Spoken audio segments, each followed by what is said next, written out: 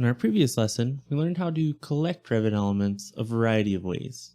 This includes collections, individual selections, and more. In this lesson, we're going to learn how to work with those collected elements. We're going to learn how to obtain various elements' parameter values, along with their parameter names. We're going to learn how to extract all the parameters from the elements that we're working with to see what we can get at. And we're going to learn how to extract different parameter types from elements. So you know in Revit when you do edit element type, those are parameter values as well. So we're going to learn how to extract all those different parameter values in this lesson. With that in mind, let's get into Revit and get right into it. Alright, we're in Revit once again, so what we're going to do is navigate to the Manage tab, Visual Programming Panel, Dynamo. Within Dynamo, we're going to do what we've done pretty much every lesson, is we're going to go ahead and start a new blank Dynamo graph. As a reminder, all of these files completed with notes are included in the dataset for you to take a peek at whenever you're done or if you get stuck along the way. So as before, we need to collect some Revit elements from the Revit model to be able to work with the parameter values. Let's go ahead and look at these in the interface really quick. So in Revit, anytime I kind of select an element, so in this case we'll select the door, we have all of our instance parameters available to us. Instance parameters are variable per instance of element. These are of course known as instance parameters. In the case of working with type parameters, those appear to us under the Edit Type dialog, and these are known as type parameters. In Dynamo, it works very similarly. In addition to these parameters that we can see in the interface, we have some hidden ones as well that we'll start to see with some of the nodes that we're going to use. In the case of different parameter value types, we have several available to us. In the case of this door that we have selected, we can look at the mark parameter. The mark parameter on Revit elements is known as a text parameter. In Dynamo terms, that would be a string. You can see that mirrored within the parameter hover dialog, and it says that it is a text parameter. Something to keep in mind. Even though it looks like it has a number in it, you can add letters to it as well, which means that it is a text parameter, which in Dynamo is known as a string. Other parameters available to us are the phase created and phase demolished parameters. These are drop-downs, but those are element types within those drop-downs. So we'll see how that works out when we get some parameter values as well. We also have other parameter values like sill height, which is a number parameter. If we hover on that description, we'll see that that's a built-in parameter of length. We would have to set those in Dynamo with number parameters. So anytime you're stuck in Dynamo trying to figure out what you're wanting to extract, a lot of times if you work at it in a Revit way, you will start to figure out how to work with those in the correct way. Knowing what object type that you're working with is always important in Dynamo. And that's one thing we said in an earlier lesson when we were starting to dissect some of the object types available to us, like strings, booleans, numbers, all those sort of things. We also have Boolean parameters available to us within this door family that I have selected. We have egress hardware, closer, stop, kick plates, and then hold open. These are parameters that you can add to the schedule and start to filter them and show them in the schedule in that way. If you hover, it will tell you that it's a yes/no parameter. In Dynamo, that is a Boolean parameter. And as you can also see, they're currently grayed out. So one thing to keep in mind is a checkbox in Revit has 3 different value types: yes, no, or null.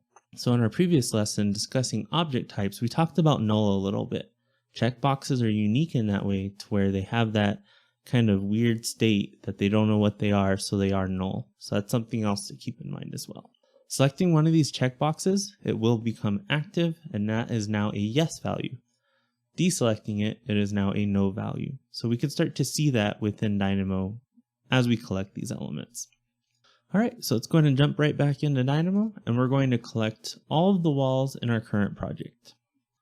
So just like our previous lesson, we want to collect all of these Revit elements. So the way that we're going to do that is navigate to the Revit category, the selection subcategory, and we have all of our various collection methods just like we did before.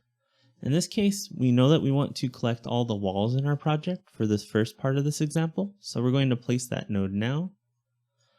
And as you may recall, we need to input a category element into this all elements of category node. So let's go ahead and find the categories node as well. And we'll kind of organize these in a nicer way. We'll search for walls within this category node. We'll make this connection. And just like before, we've collected all the walls in our project. So we'll move this over to the left.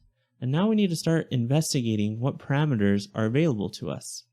These are wall instances that are placed in our project, so we will be able to extract instance parameters at this point. One thing to always keep in mind. So in the case of elements within Dynamo for Revit, all of those element interactions are accessible under this elements category within the library. If we navigate down, we'll see that we have element selected. We can go to element, singular, and these are all options that we have over all elements within Revit. If we wanted to see what options are specific to walls, there is a wall category in here as well. So if we kind of scroll down, we'll see that walls have a few pretty specific things to them. But in essence, walls in Revit are elements. So anything in that element subcategory applies as well.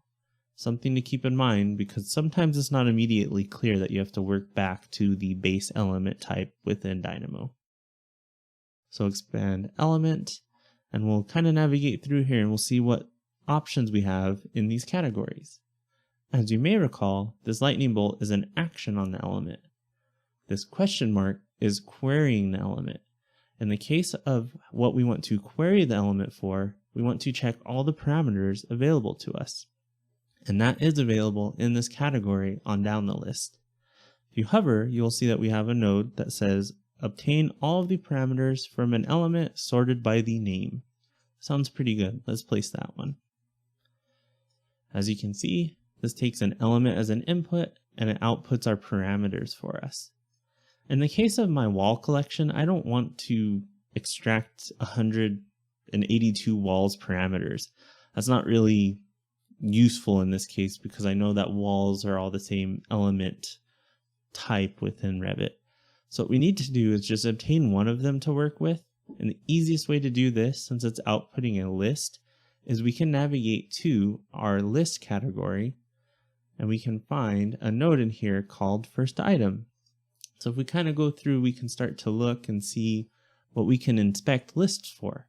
In this case, there is a node called first item. Let's place that now. It takes a list as an input and it outputs one item. Pretty cool. Let's go ahead and connect this node to our all elements of category. And we'll see that we've selected that first wall from the list to start to interrogate it a bit for its parameter values. So we'll kind of clean up this graph a little bit.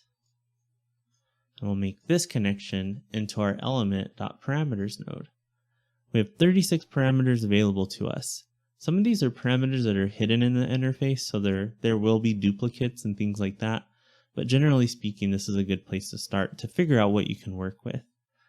Once again, if we would have obtained 36 parameters from 182 walls, this list would be really, really long. So working with that first item is a really good way to start to figure out what you can work with. In this case, we have various parameters like family, length. So length parameter is pretty interesting because you can filter down walls that are really small if you needed to. We can get the unconnected height, which I use quite a bit. You can see if the top's attached, all these various things. So in this case, we can go ahead and let's take a look here. And we'll go ahead and we'll extract the length parameter. So this one's index 18 of this list, but we can see that it's called length. So that's pretty interesting to be able to see. In the case of elements, once again, if we navigate to Revit, elements, element singular, we have actions on the objects as well. So once again, walls are elements in Revit, so we have a whole lot of actions available to us through that element category. In this case, we're working with parameters, and we can see that there's an option in here called Get Parameter Value by Name. This one seems like it should work, so let's place this really quickly. and we'll go ahead and we will group this first item in this element parameters node, and we'll say check all parameters. I'll clear the description for now, and we'll just drag this out of the way. We'll collapse these previews as well. That way we're cleaning up our graph as we go. So in the case of this get parameter value by name node, we can start to see that it's expecting an element as the input and a parameter name as a string as the other input. Let's go ahead and connect the elements. And for string, a lot of times you can search for a string node by right-clicking in the canvas. So if I search for string, we can place that, and we can go ahead and type in capital L length. Another important thing to keep in mind is element parameters are case sensitive. So if it is a capital L length, you need to type it in just like that. You can't do lowercase l or else it will error out. So if we do lowercase l and connect it, we will see that we have no values available to us. So Dynamo gives you a blank value. It doesn't really tell you that parameter wasn't found, which isn't the best situation. But when you see that, you know that something's going wrong. So if we make it a capital L, we'll see that we have a whole lot of values available to us to be able to look at. So this is extracting a parameter that's a little bit harder to get to in the UI right in Dynamo, the length parameter. At this time, I want to demonstrate another way to type in a string that's a little bit more of a shorthand method. You can use whichever you'd like. A lot of people get a little nervous with this next method because it is titled something that's a little more intimidating. It's called a code block. But essentially what we can do, instead of right-clicking in the canvas and searching for a string node, you can actually double-click in the canvas. And you may have double-clicked at this point in Dynamo and accidentally placed one of these as well. So that's something that happens a lot. So I think it's good to cover it a little early on. That way we know what it is. This is called a code block. Kind of a scary element because the description says design script code, which is the underlying code of Dynamo, can be authored directly. That's a little intimidating. Most of the time, I'll use a code block for string values like this length parameter. So if I were to come in, I'll copy length and paste it right into the code block, it errors out. And that's because it's expecting code. But a code block is really handy because if you put quotes, and I'll zoom in on that really quickly. If you put quotes around the word, it converts it into a string for you. So it's length. That's how that's working right now. If I were to plug this into parameter name, it works just the same as string. For the remainder of these lessons, we'll probably use string, but the code block method is very nice if you don't want someone to update that value all the time. So we'll see how that works when we get into our Dynamo player lesson as well. All right, for this one, we'll go ahead and leave the code block length just to finish that out. And we'll see that we have all of our length parameters extracted for us. Really, really awesome. Let's see what other parameter values we have accessible to us. Category shows up as a parameter value, but it's not really a parameter. It kind of is. So if we were to change this length to category, we can start to get that as well. That is a string value that you can work with, so that's pretty nice. We know that we collected walls, so maybe it's not as helpful in this case. So let's go ahead and hit undo on Dynamo. We have base offset. I use the unconstrained height a lot whenever I want to collect walls and start to group them in certain ways. So that's really useful as well. And yeah, that's all of those instance parameters available to us. Let's go ahead and minimize Dynamo and take a look at a few of the type parameters available to us as well. So in this case, we have various type marks, things like that, IFC parameters as well. Materials are in here, structure. The function is really popular as well to extract. So let's take a look at that. So once again, that edit type operation that we do in Revit needs to be mimicked in Dynamo as well. As mentioned, under the element subcategory in the library, so Revit, elements, element, these are all element interactions. These are actions on elements specifically. If we navigate down, we have the ability to query elements once again. In the case of elements instances, we can extract their element type. So the edit type button within the Revit UI, which we can look at one more time, this edit type button right here, we can mimic that interaction in Dynamo really well. Little story is one of the first graphs I built for Dynamo. I wanted to extract the type parameter values from text notes and annotations to be able to change the leader arrowhead. So if you go to edit type, this leader arrowhead is an option in here for you. I learned how to work with element instance parameters initially, so the type parameter escaped me. I didn't even know how to mimic the edit type button within Dynamo.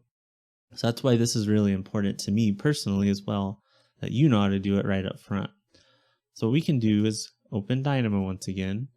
We'll place this element type node that is within the query category of the element subcategory.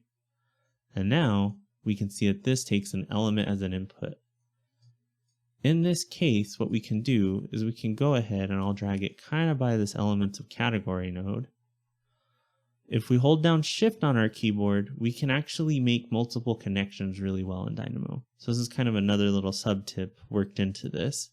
If we hold down Shift, we'll connect that output, we'll replace it to this element type output, and we'll replace that connection as well. This get parameter value by name is going to kind of freak out right now, and that's because length is not a type parameter. That's an instance parameter. But what we can do is we can navigate to these element.parameters node and take a look at the different options available to us now. And as you can see, we now have type mark available to us. Width is a type parameter, so that's the one that we'll end up extracting. But we have all these type parameters available to us now very quickly. If we were to change this category to something like room tags or something like that, we will see it. That arrowhead type that I mentioned that I first wanted to work with is available. So let's go ahead and pick room tags really quick. In the case of room tags, you'll see that we have a total of 9 parameters. As a reminder, Dynamo starts at 0 for lists and it counts up from there. So we have 9 elements. We have leader arrowhead. Room tags are set to none. That was that parameter that took me a few weeks to start to figure out how to interact with. I actually went on the forum and asked people how to get type parameters when I first started using Dynamo. So one thing that you'll come out of this lesson knowing is how to get type parameters. So that's really cool. So those are the parameters that we can start to interact with. Let's go ahead and change this back to walls. And we'll see that we have wall selected. We're getting all the wall instances. We're converting those to their wall type. And we'll see that we have all those available to us in here, all the type parameters. In this case, width is another parameter that's a little bit hard to get at in the UI. So let's go ahead and change length to width. And we will now see that we're getting all those width parameters available to us. We do have a few blank values in here. I believe that we're collecting curtain walls as well at this point. So that is something else to keep in mind. But we are starting to extract those, and you are going to see values that look the same. And that's because there are several instances of certain wall types placed. Kind of an interesting thing to wrap your head around, so that's something else to keep in mind. If you're really curious what wall types you're collecting with this element type, that's really easy to do. You might think, oh, that's probably a parameter value that we can use. Kind of, but within the element subcategory, in addition to parameters, we can extract actual Revit values from these elements. So under category, there is a name node. This applies to all elements in Revit. So there's no need to use get parameter value by name because the Dynamo developers have been nice enough to give us a node to just do that. So let's place that node now. We'll plug this element type into that node. And now you'll see that we have a few different wall type names available to us. And you'll probably start to notice index 1, there's no width because it's a curtain wall. So you'll see that kind of mimic throughout the list. So that's where my first assumption went with it, and that's because I've worked with these kind of elements a few times. So you'll start to recognize those patterns as well. So in addition to getting parameter values, you do have the ability to extract data with some of these built-in nodes within Dynamo. So we have things like faces, we can get the category from it. You can see if elements are pinned. That one's really cool to use as well. We've had people to where too many things get pinned, so you can start to filter that down and figure that out as well. I'm going to go ahead and delete the element.name node for now. And we now have a working graph that extracts wall widths. In order to prepare us for our next lesson, I want to show one more category that we can extract parameters from. In this case, let's search for rooms in this categories node. At this point, we are getting the element type, so rooms don't have an element type. They're all instances. That's kind of how they work. So it is going to error out a large portion of our graph. Once again, we can hold down Shift and drag that connection to be the actual room instances now. As you can see, these are all of our room parameters. In this case, I want to start to prime us for that next lesson, which involves getting rooms that aren't placed out of the model. So in this case, if we search for the area parameter, we will see that we have a few blank values in here. So this is really nice because the area of a room only exists if the room is bounded and works. So we can start to filter out rooms in that way. You can also filter rooms by name. So let's say you needed to change the room name from some of these abbreviated rooms like prep/dish or admin to administration, for instance. You can filter those down, and that's what we cover in our next lesson is sorting, grouping, and filtering. So with this in mind, you have a graph that works right now to extract parameter values from Revit elements. We're able to get instance parameters now, type parameters, and you're also able to start discovering which parameter values are available to you with the built-in nodes.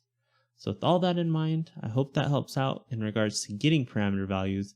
The next lesson, we'll look at how to sort these, group these, and filter these with that new power that you have of getting those parameter values.